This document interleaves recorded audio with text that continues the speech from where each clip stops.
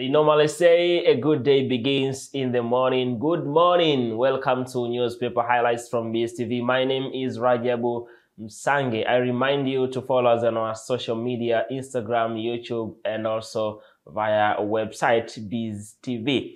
Welcome to newspaper highlights. Today I'll be having the Citizen, Daily News, and the Guardian. Let me start with the Citizen. The big story: why CCM elections matter before 2025. CCM's intra-party elections are seen as the key in strengthening the ruling party's internal democracy and building its lineup ahead of the 2025 general election. Story on page 2. The other story: Higher Education Students Loans Board is set to announce successful loans appeal. A story on page 3. But how elevated road across flood-prone Jangwani will look like. This is the road across flood-prone Jangwani will look like, but also the story, more details on page 3. Government must run away lights at Arusha Airport. To those, there is successful debate how attitudes contribute to youth and employment. Page 11 will see more details. This is the Citizen. Coming to the Guardian. World Bank in 1.24 billion according for rural power Msimbazi Park. The picture shows Finance and Planning Minister Dr. Mwigulu Nchemba and the World Bank resident representative in Tanzania, Nathan Belete, pictured in Dar es Salaam yesterday, exchanging signed copies of documents on a 1.24 trillion soft loan agreement. It is connection with the implementation of rural energy and the flood control project in Dar es Salaam. NMB has 325 billions for single borrowers. SADC regulators examine internet cost-cutting ideas. Turn to page 2.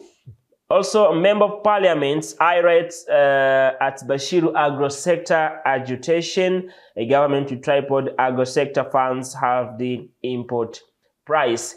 The story on page 2. The other story: farmers agree to preserve food, engagement in productive activities. Story on page 6. Coming to the back of the Guardian, Matola vows to avoid undermining Simba, but also injuries open door for French-France players at World Cup, and also Tanzania to host the 2022 East Africa Chipkizi Cup next month.